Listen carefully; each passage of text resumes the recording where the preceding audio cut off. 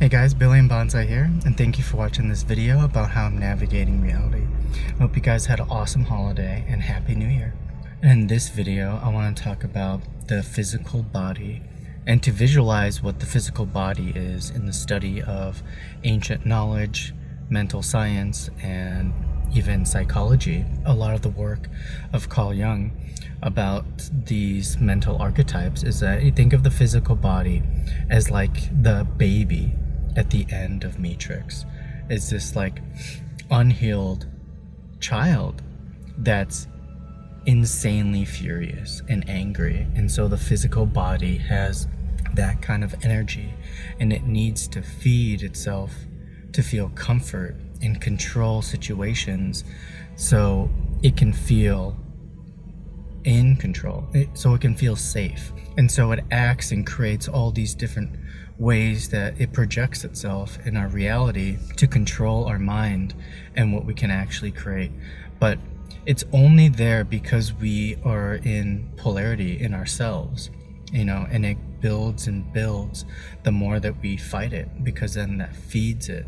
It grows bigger with our, with the challenge that we're faced with. And the best way to face it is that you can't face it head on, because it'll just be too much energy for you to take. You kind of have to use your mind to be more intelligent than this state of this, terribly angry child, this baby that's your physical body, and you have to know how to take care of it. That's why it's important to know what your needs are in terms of your physical and emotional and spiritual needs, so you can think of everything as like this child, because your mind is also your inner child and the body is like the outer child, if we're experiencing different dimensions of ourselves. And most of the time it's really hard to face that kind of deep anger and emotion because your ego has been so altered that it can't even stand still and present itself with a plan or a different situation to the anger, so it can kind of be more balanced and non-reactive and create more challenges for this, this abandoned child, both outside and inside of us. And the more that we are aware of these inner polarities of both the shell that we live in and then the inner shell of this inner body that we have and that lives in us through the mind, we can then know how to interact and basically become more balanced in every moment, because we know because we are aware of when we start to betray ourselves. Because that's the whole point of becoming conscious, is that our unconscious self has been trained to betray us. It's been telling us lies about how we live in lack and hate, injustice, prejudice, all these negative forms of beliefs that are very limiting, and that alters your ego. So when the time gets really tough, people can't pull through those moments of intense emotion and depth of anger and torment, that it backs away and kind of gives up, and it takes life of their energy. And so by the time they're like old, it's not even strong enough to even face itself, and there's no life left. So the whole point is to know and develop your mind with training and just awareness, because every time you become aware or even meditate, you're training your mind to become aware. And so the more that you are becoming conscious, things are more painful, because you just realize how many times you've believed in these betrayals and these lies, but that's only because it became too comfortable. It became a habit. And then now that you're conscious of it, you can change that instantly, or start to believe in something new that will first only feel uncomfortable because you haven't even had the energy in your mind to create a new thought. And with knowledge, it always is the undoing of this altered ego and this personality that believes in polarity and good versus evil, because there's something new to think. So no matter what is presented to you, as long as it makes you think, you're basically training your mind to become aware, because it builds and creates energy like kung fu of the mind, like in the Matrix.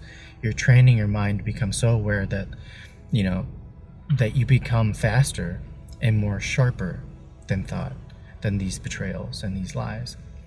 But it takes a lot of awareness to get to that point, and meditation to unflower yourself to the places that you need to go that seem really dark and uncomfortable. But once you get there, it'll release energy that you need to build a stronger ego. It's kind of like then you get a shield and a sword, which becomes your will, that then you can use as ways to intelligently move around evil instead of facing it, and ultimately probably losing more than you need to in the process. But if you can intelligently just move through it and get beyond it by raising your vibration instead of trying to defeat it physically or emotionally, you know, with a lot of energy that just waste your energy, when you can just develop mental energy and mind building techniques of meditation and awareness. So then you become so intelligent that you can just rise out of evil or anything that's limiting, because you don't believe it in anymore. Because evil is necessary for people to grow when they're unconscious. But when you become aware, you can also use the power of limitation or evil to balance yourself whenever you need that extra boost of energy as well. Because it can become a magnet for you, you know, in terms of pulling you and then pushing you right when you need it. So if you are unconscious of sometimes when you start to binge, you know, watch a show, and you're just unconscious of it, you kind of like, you don't even need to eat, you don't even need to do the things that you're doing unconsciously, but it's a habit or a pattern, then that's the body saying like, oh, I'm taking control right now.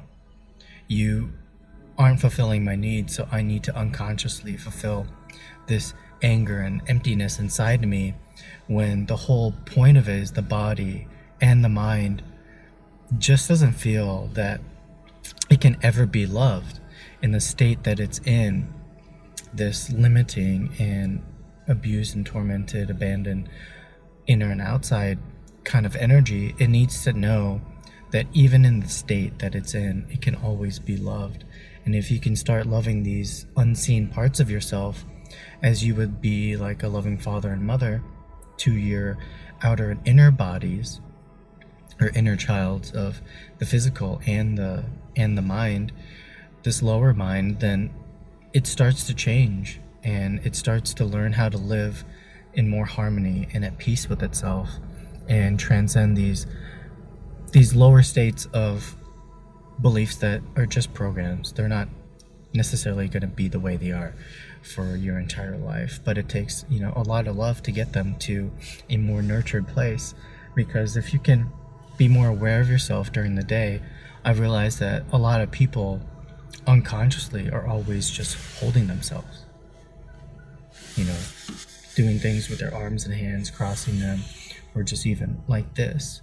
And to me, that's a sign that there's even a part of their body and their mind at the state they're in is having a hard time loving themselves. So they unconsciously are creating that experience for them, standing or sitting.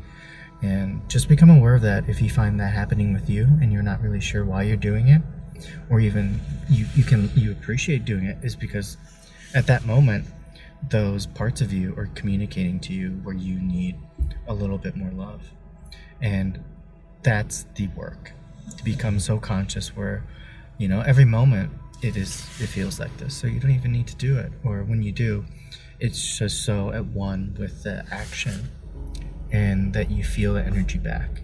And that's the beauty of this work, and the flowering process of looking at yourself from the inside that affects the outside, this inner reverse attention. So I hope this video added a little bit more insight to your day and has created a little bit more awareness to the parts of you that could use your attention. And it never hurts to spend time with yourself to do that, and to know that that's just as valuable as anything else that you are told to do. It's actually more valuable. So thank you again for watching this video, and please don't forget to subscribe and follow on YouTube, and join the 58 membership online, and join an online community with empowerment and support to empower your life.